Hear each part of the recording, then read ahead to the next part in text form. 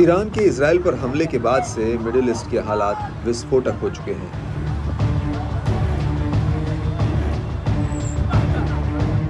ऐसा माना जा रहा है कि इजराइल अब ईरान के परमाणु ठिकानों पर हमला कर सकता है और अगर ऐसा हुआ तो इजराइल हिजबुल्लाह के युद्ध में ईरान सीधे कूदेगा। हालांकि ईरान ने पहले ही इजराइल को नसीहत देते हुए कहा कि वो उसके हमले की जवाबी कार्रवाई से दूर रहे और अगर नेतन्याहू ने ऐसा किया तो उसका नतीजा बेहद ही भयावह होगा। हालांकि अमेरिका पहले ही कह चुका है कि वो हर हालातों में इजराइल की ढाल बनकर खड़ा रहेगा, लेकिन अब इस झगड़े में रूस भी कूद चुका है। दरअसल रूस के विदेश मंत्रालय की प्रवक्ता मारिया ज़खारोवा ने कहा कि इजराइल की गाजा और लेबनान के ऊपर जंग मिडिल ईस्ट में एक बड़ी लड़ाई छेड़ रही है और ये सब कुछ अमेरिका की मिडिल ईस्ट में नाकाम नीति का नतीजा है। ज़खारोवा ने अपने बयान में कहा कि अमेरिका की नीति मौजूदा तनाव का कारण है। जब से अमेरिका ने संयुक्त राष्ट्र में गाजा युद्ध के रोकने के प्रस्ताव को वीटो किया तब से ये चल रहा है।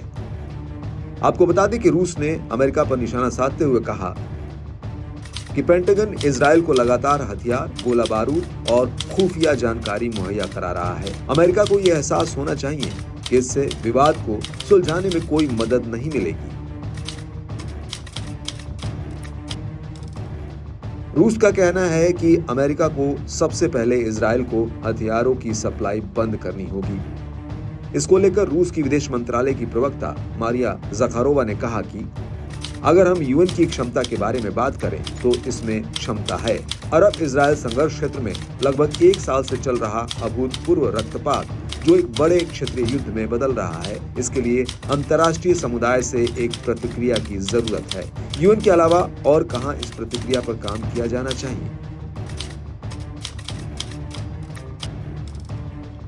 ज़खारोवा ने अपने इसी बयान में आगे कहा कि हमने बार बार कहा कि 7 अक्टूबर को हमास के हमले हर तरह की निंदा के लायक हैं, लेकिन 1 साल बाद हम देखते हैं कि ये फिलिस्तीनियों को सामूहिक दंड देने का एक मौका बन गया है। गाजा में लाखों फिलिस्तीनियों को दंडित किया जा रहा है, जिनमें से हजारों पहले ही मर चुके हैं और अब लेबनानी, सीरियाई, यमनियों को भी दंडित किया जा रहा है।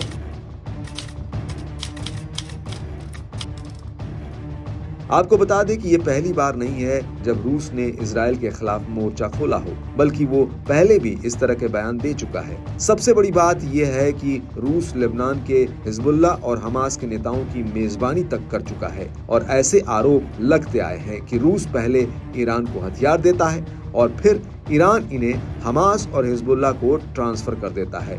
और गौर करने वाली बात यह भी है कि 1 अक्टूबर 2024 को रूस के प्रधानमंत्री ईरान के दौरे पर गए थे और इस दौरान उन्होंने ईरान के राष्ट्रपति मसूद पेजेश्कियन से मुलाकात की और इस मुलाकात के कुछ ही घंटों बाद ईरान ने इजराइल के ऊपर 180 से ज्यादा मिसाइलें दागी।